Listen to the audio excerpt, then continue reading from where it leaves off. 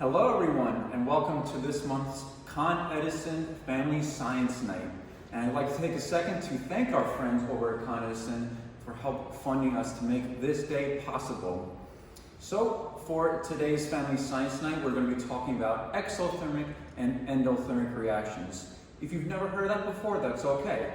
Me and Karen are going to be going through a series of presentations and experiments that'll help explain these reactions to you.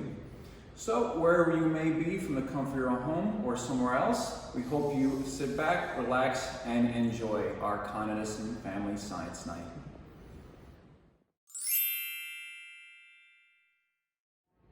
Hi everyone, I'm Karen, and as Chris said earlier, today we're going to talk about endo and exothermic reactions and processes. So you might remember these two prefixes of this word from Chris Ricker's Bug Club, right? He may have talked about an endoskeleton, which we have in our body, or an exoskeleton, which insects and spiders have.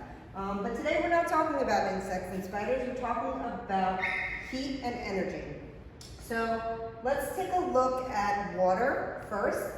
Sometimes if we have a nice glass of water and we want it to get colder, because maybe it's a little warm and it's a hot summer day, we will add an ice cube, right? Which is water in its solid form. And as we put that in there, we notice that our water gets colder and our ice melts. So sometimes people think that what's happening is the ice is making the water cold, but what's really happening is the water is making the ice warm. And as the water loses its heat, it feels colder to us. So let's look a little bit at water in these three stages, right? Solid, liquid, and gas. These are the three states of matter. And when water is solid, it's really, really still. It doesn't have a lot of energy, it doesn't move around, and that's why it forms a nice block of ice, right? But if we add a little bit of energy to that, we're giving it some heat, getting it moving, and those molecules start moving around, getting a little liquid, start spreading apart, socially distancing themselves, and as we add more heat to this process, we end up getting a gas. So when we have gas, it's really moving. Everything is happening quickly. Sometimes those molecules bounce off each other and spread across the room. So we know this as steam. Now sometimes those things can happen in reverse, right? If you take away the heat energy, things start to slow down. So a gas will start to become a liquid. And then the liquid might even get back to its solid state. You call that freezing, right? Where all the energy is taken out. So we're going to look at this a little bit more in depth. And next, Christopher Rommel is going to talk about reactions. So this right now is just a process where the molecules are staying the same. They're just kind of moving around differently. But with reactions, bonds are actually breaking and being formed.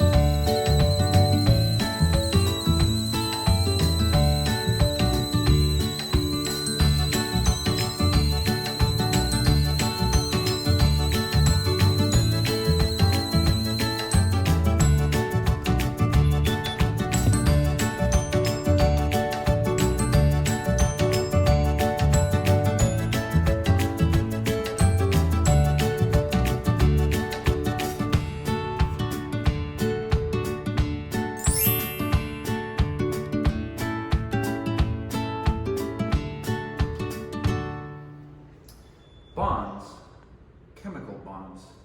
There are two things we know about bonds. So first, when we're forming bonds, we need to release energy. Second, when we want to break apart bonds, we are absorbing energy. So I'm going to talk about endothermic energy right now. So if you remember, endothermic reactions need energy to be absorbed in order for it to work. So when you are doing an endothermic reaction, you are breaking apart the bonds.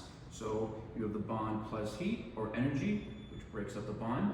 And you can see this in the classic experiment when you have baking soda and vinegar and put that together, and then it causes reaction to kind of expand or cause mini explosions. And you can actually measure the reaction when you put a thermometer into our solution.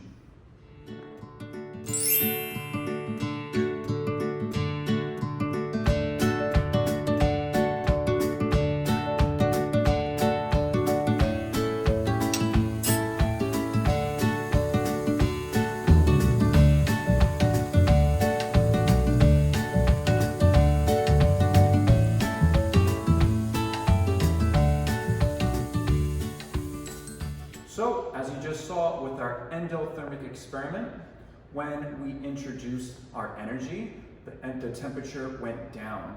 Now, for our exothermic reaction, we're going to be doing the opposite. When we form our bonds, energy is going to be released, and we are going to use our elephant toothpaste experiment to show you. So when you combine the ingredients of that, you can actually, once again, use your thermometer to measure the temperature when you combine the ingredients for the reaction.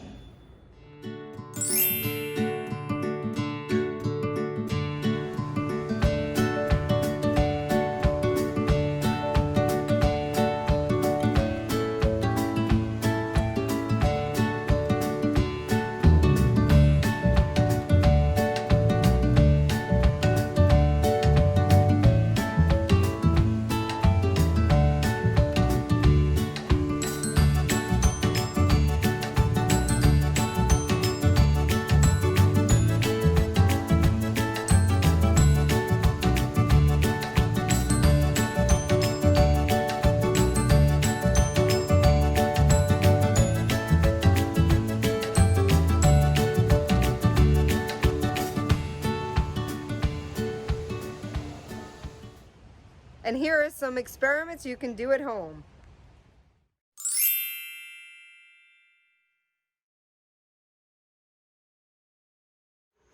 For our next experiment, we're going to be creating an endothermic reaction. And what I made here is our boat. So you're going to have a normal water bottle, and I made a straw. I made a hole inside the water bottle where I put the straw inside, and I hot glued it so there's no way that anything can escape. You want to make sure that the straw gets to the very bottom and that it is poking out. And when I put it into a bucket of water, it's going to look just like this. So we're going to be using our two ingredients. We're using vinegar and we're using our baking soda. Now, if you've ever done the volcano experiment, you know if you mix these two together, they create carbon dioxide.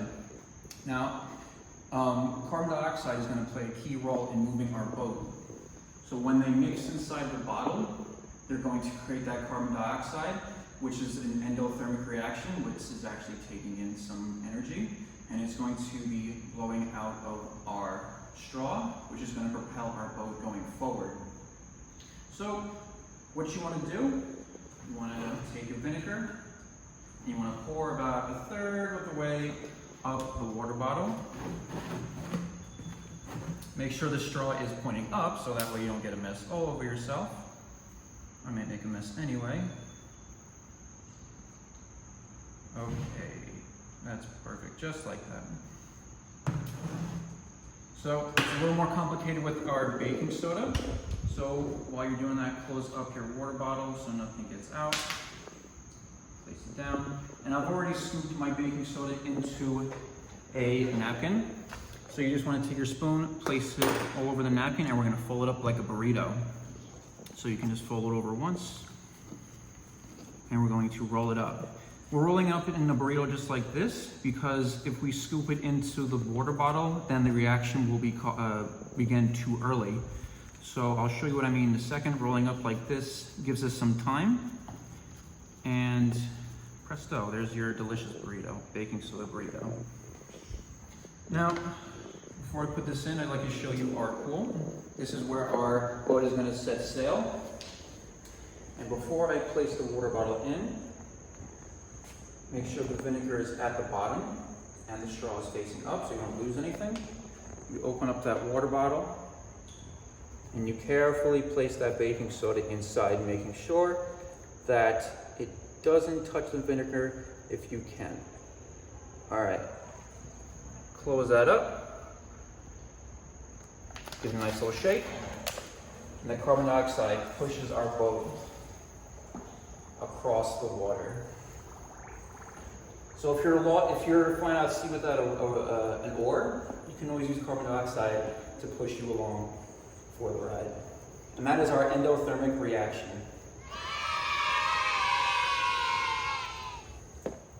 So we're going to show you how to do our elephant toothpaste experiment. And remember, this is exothermic, which means it's going to get warm. And after you do it, you can actually feel that. You'll feel your container and it'll feel warm to you.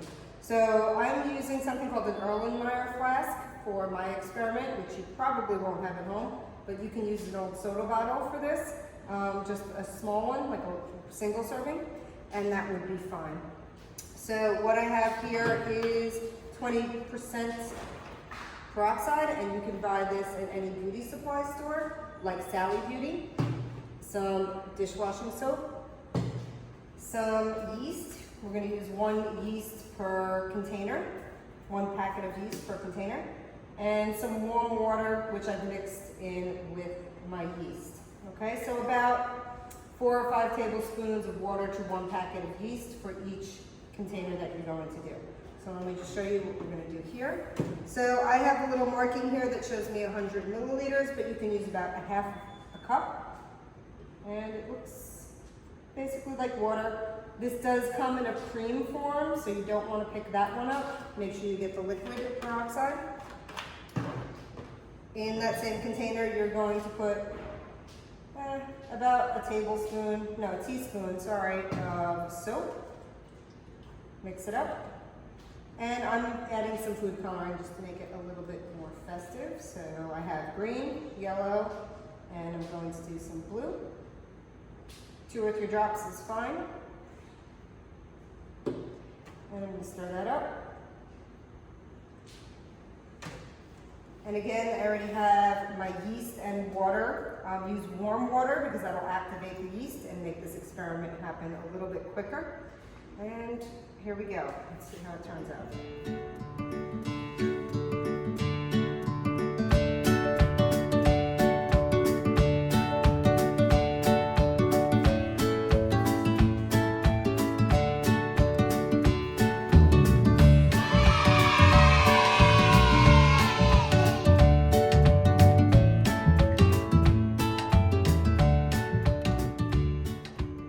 That one happened very slowly.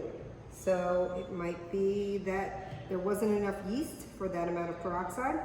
If you have a higher grade of peroxide, this will happen a little bit faster, but that can be a little bit dangerous to use, so I wouldn't suggest doing that. And I don't have my gloves on, but if I feel that container, I can feel the heat coming off of it.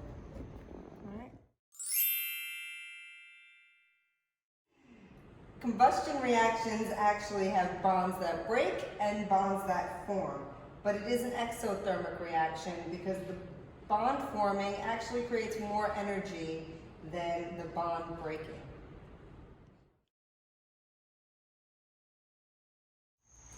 So here we are with my assistant Chris, who has this really cool water bottle with some isopropyl alcohol inside of it, which he is swishing around and getting the entire inside coated with the alcohol. And now he's going to dump it out, whatever excess is in there, into another container. I don't think there's too much there. And what we're left with inside that jar is some alcohol vapor, which is ready to combust.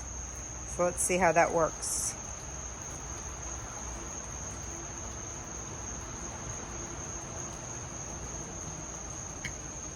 So this is a combustion reaction and it is exothermic, but we do have to add some heat to it. And you see that combusted really nicely.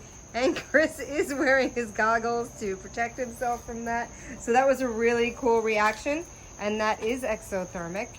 That is the combustion of alcohol. All combustion reactions are exothermic. Don't try this at home.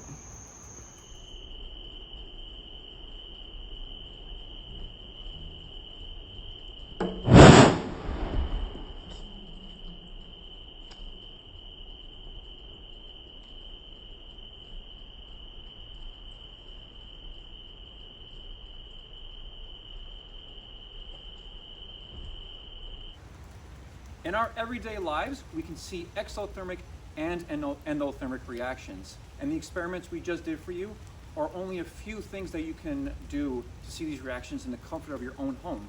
There are many, many, many different ways that you can do experiments from your home. And is there any you can think of? Well, we'd love to see you try. That's why we want, if you do your experiment, to videotape it and send your results to our email address at sigreenbelteducation@gmail.com, and we would love to see how you did in your experiments. Now, before we go, I'd like to once again thank Con Edison for generously funding our program. That way we can bring you these virtually every single month. And yes, we do have one coming up in September, so make sure to look out for that. Now that we're done, I'm gonna go party like a water molecule. So, see you guys next month.